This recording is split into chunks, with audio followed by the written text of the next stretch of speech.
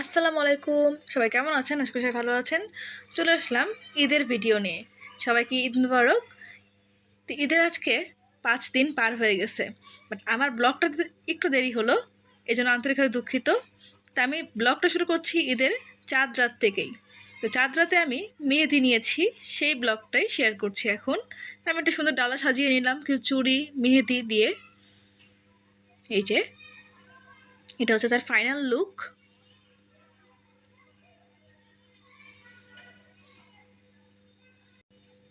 তো এই যে আমার একটা কাজিন আমাকে মেহেদি দিয়ে দিচ্ছে।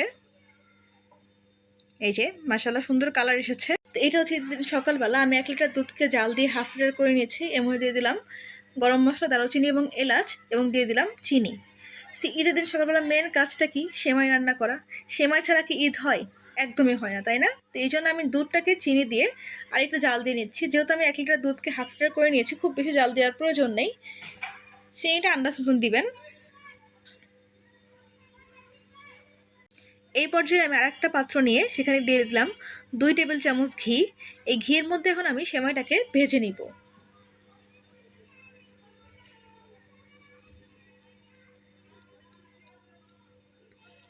চুলার ফ্লেম কিন্তু মিডিয়াম থেকে একটু লোতে থাকবে, বেশি হাই ফ্লেমে ভাজবে না, দেখো সেমাইগুলো কিন্তু পুড়ে যাবে।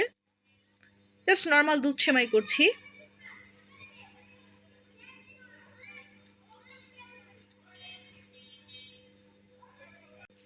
তো এই যে আমি ঘি দিয়ে খুব ভালো করে সেমাইটাকে ভেজে নিচ্ছি। ভাজা হয়ে গেছে, আমি এখন এর মধ্যে দুধ অ্যাড করে দিচ্ছি। দুধটাকে আমি জাল দিয়ে নিয়েছিলাম, সেই দুধটা অ্যাড করে দিলাম।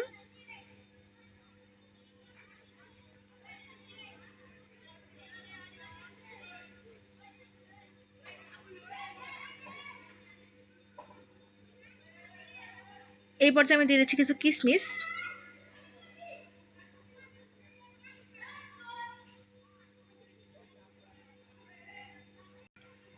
এখন ঢেকে দিলাম। কিছুক্ষণ পর দেখেন আমার সেমাইটা কিন্তু হয়ে গেছে। ৫ থেকে ৭ মিনিট ঢেকে রেখেছিলাম। সেমাইটাকে আমি একটা পাত্রে পরিবেশন করে নিয়েছি এবং উপর দিয়ে কিছুটা কিশমিশ দিয়ে দিচ্ছি।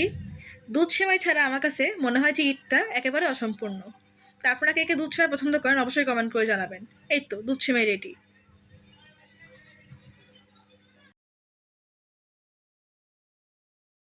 তো আজকে আমাদের দুটো দাওয়াত আছে, একটা হচ্ছে দুপুরে, একটা হচ্ছে রাত্রে। তো সেই জন্য বাসায় তেমন কিছু আয়োজন করছি না, জাস্ট খিচুড়ি এবং মুরগির মাংসের আয়োজন করছি। তো প্রথমে মুরগিটাকে রান্না করে নেবো। এই জন্য চলে দিলাম তেল এবং গরম মশলা, দারুচিনি, এলাচ। এখন দিয়ে দিলাম পেঁয়াজ কুচি। পেঁয়াজটা একটু ভাজা ভাজা হয়ে নরম হয়ে আসলে আমি এর মধ্যে বাটা মশলা অ্যাড করে দিব। এখন দিয়ে দিলাম আদা বাটা ১ টেবিল চামচ, রসুন বাটা ১ টেবিল চামচ, পেঁয়াজ বাটা ১ টেবিল চামচ। এখন দিয়ে দিলাম হলুদের গুঁড়া হাফ চা চামচ।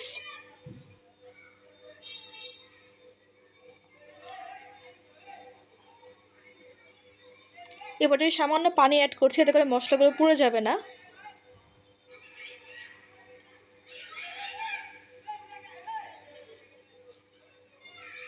এখন দিয়ে দিচ্ছি লবণ স্বাদ মতো। এখন দিয়ে দিচ্ছি শুকনো মরিচের গুঁড়া ২ চা চামচ। যে যেরকম ঝাল খান সে আন্দাজ করে ঝালের পরিমাণটা কমিয়ে বা বাড়িয়ে নিতে পারেন। এটাকে যেটা বললাম যে আমাদের বাসায় তেমন কিছু আয়োজন না করার কারণটাই হচ্ছে যে আজকে ২টা দাওয়াত। কারণে খাবারগুলো ওয়েস্ট হবে বা ফ্রিজে রেখে বাসি করার কি দরকার বলেন? এই জন্যই জাস্ট নর্মাল কিছু আয়োজন করছি সকালবেলা। তখন আমি চিকেনটাকে অ্যাড করে দিচ্ছি। আজকে আমি ব্রয়লার মুরগিটাকে ইউজ করছি।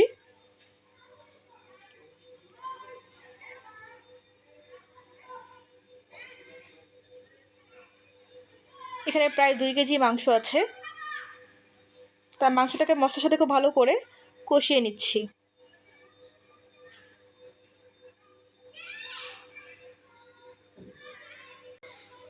তো এই যে আমি টাইম নিয়ে মাংসটাকে খুব ভালো করে কষিয়ে নিচ্ছি।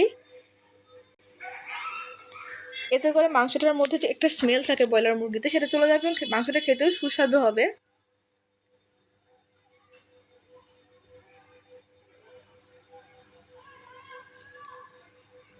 এই যে আমি প্রায় ১৫ থেকে ২০ মিনিট মাংসটাকে খুব ভালো করে মশলার সাথে কষিয়ে নিচ্ছি।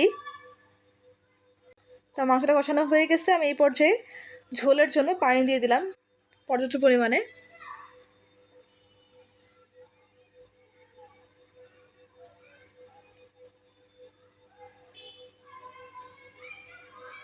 এখন এটাকে ঢেকে দিলাম। কিছুক্ষণ পর চেক করতে আসছি, দেখেন এখন অনেকটা পানি আছে। আমি একটু নেড়ে চেড়ে দিচ্ছি।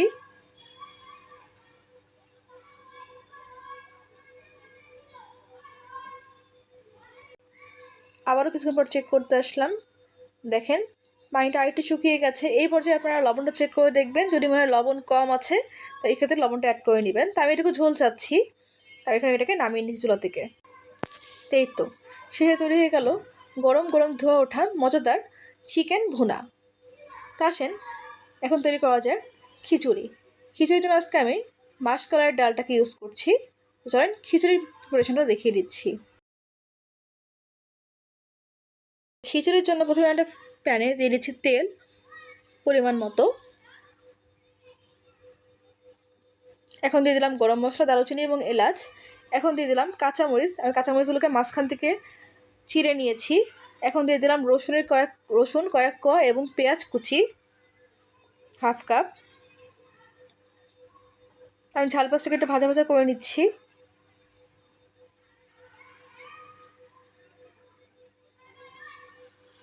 এখন দিয়ে দিলাম লবণ স্বাদ মতো।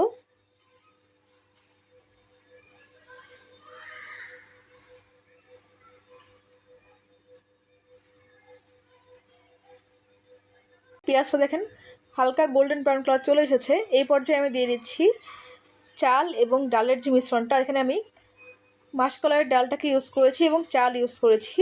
তো আজকে আমি ভাতের চালটাকে ইউজ করেছি, আপনারা চাইলে এখানে পোলাওয়ের চালটাকে ইউজ করতে পারেন। তবে মাসকলাইয়ের ডাল দিয়ে ভাতের চালটা দিয়ে রান্না করলে বেশি সুস্বাদু হয়ে থাকে। তো চালটাকে আমি একটু ভুনে নিচ্ছি। তো এই পর্যায়ে আমি দিয়ে দিচ্ছি আদা বাটা 1 টেবিল চামচ, রসুন বাটা 1 টেবিল চামচ। ঠিক পোলাও যে ভুনে নেওয়া লাগে ঠিক সেরকমভাবে এই চালটাকে আপনারা ভুনে নেবেন। এখন দিয়ে দিচ্ছি পানি পরিমাণ মতন। তো 1 পোয়া চালে 2 কাপ পানি দেওয়া লাগে, তো আমরা সবাই জানি। এখন দিয়ে দিলাম হলুদ। তো আজকে আমি কিন্তু মাসকলাইর ডালের ভুনা খিচুড়ি তৈরি করছি।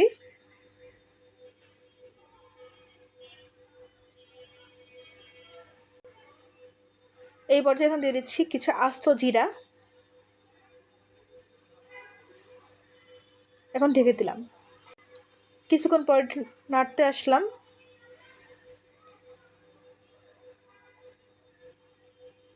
আবার এটাকে ঢেকে দিচ্ছি। দেখেন কিছুক্ষণ পরে ভাত থেকে অনেকটাই পানি নেমে গেছে, হালকা হালকা পানি অবশিষ্ট আছে। এখন এটাকে দমে রাখবো 10 থেকে 15 মিনিটের জন্য। এই যে 10 মিনিট দম দেওয়ার পরে দেখেন আমার খিচুড়িটা মাশাআল্লাহ করে একদম ঝরঝরা হয়েছে, খুবই ফ্লেভারফুল এবং ঝরঝরা খিচুড়ি। যেটা আপনারা ট্রাই করতে চান এরকমভাবে মাসকলাইয়ের ডাল দিয়ে ট্রাই করতে পারেন, হোপফুলি সবার অনেক বেশি ভালো লাগবে।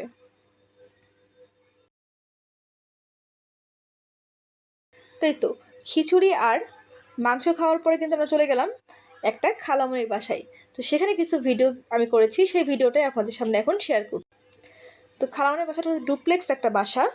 তো আমি নিজে কোনো ভিডিও নেইনি সেরকমভাবে, কারণ সবাই ঈদের দিন অনেক গেস্ট আসে, সবাই কিন্তু ক্যামেরা ফ্রেন্ডলি না, অনেকেই কিন্তু ক্যামেরা শাই, সবাই ক্যামেরার সামনে আসতেও সবসময় চায় না। তো সেই জন্য উপর দিয়ে কিছুটা ক্লিপ শেয়ার করছি। তো চলেন ছাদে যাওয়া যাক। ছাদে খালামণির কিছু বাগান বিলাস আছে, সেগুলো দেখিয়ে দিই আপনাদেরকে। তো যে দেখেন খালামণির ছাদে কি নেই, পেঁপে গাছ থেকে শুরু করে আম গাছ, পুঁই শাক গাছ, কলা গাছ, এমন কোনো গাছ নাই যে খালামণি তার ছাদে লাগায়নি। দেখেন কলা গাছে মাশাআল্লাহ কতগুলো কলা ধরেছে, একদম পুরো গাছে কলা ঝুমঝুম করছে। দেখেন কতগুলো আম গাছ, মানে ছাদে আসলে একদম মনটা ভরে যাচ্ছে গাছ দেখে।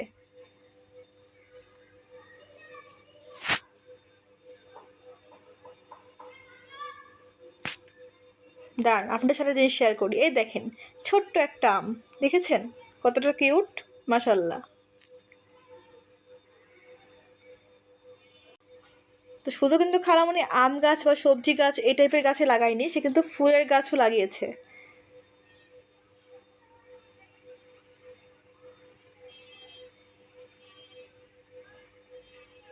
এই যে অনেক রকমের ফুল গাছ কিন্তু আছে। এই ফুলগুলো কত সুন্দর, এবং এই পাশে সব পুদিনা গাছ।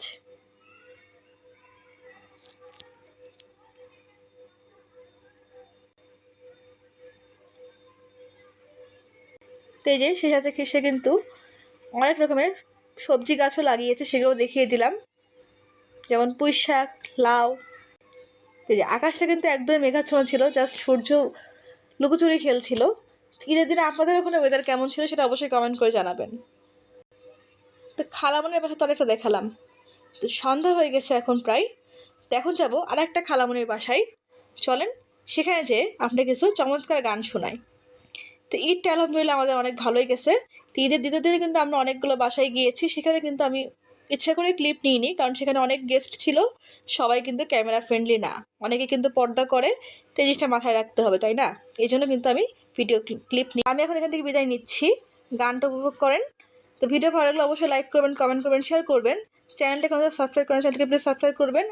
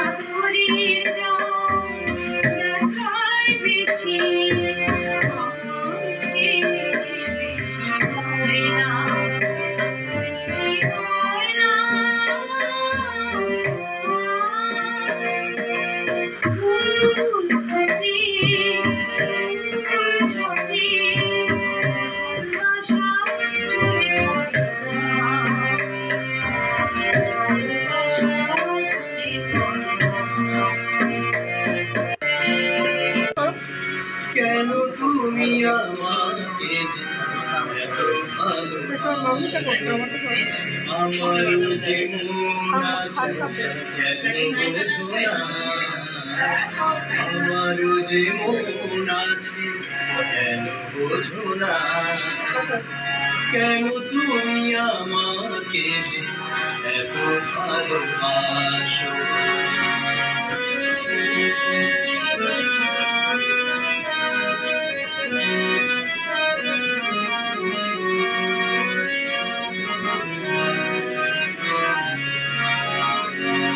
এত যদি ভালোবাসো কেমন তা সই, সোহাগের মালা আমি কি করে যে বই। এত যদি ভালোবাসো কেমন তা সই, সোহাগের মালা আমি কি করে যে বই। কত বাধা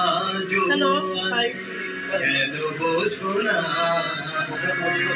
কত বাধা আছে বোঝো না, কেন তুমি আমাকে যে এত ভালোবাসো, কেন তুমি আমাকে যে এই জায়গাটা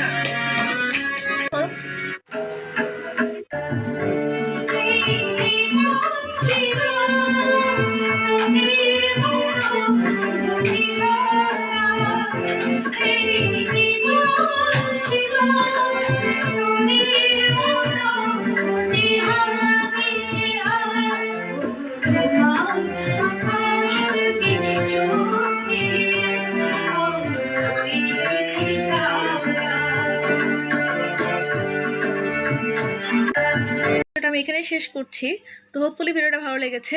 যদি ভালো লেগে থাকে চ্যানেলটিকে অবশ্যই সাবস্ক্রাইব করবেন, ভিডিওতে লাইক করবেন, কমেন্ট করবেন, শেয়ার করবেন। আমার খালু এবং আন্টির গান কেমন লেগেছে এবং ওভারঅল ভিডিওটা কেমন লেগেছে, আপনাদের ঈদ কেমন কাটলো সেটা অবশ্যই কমেন্ট করতে ভুলবেন না। আজকের মতো এই পর্যন্তই।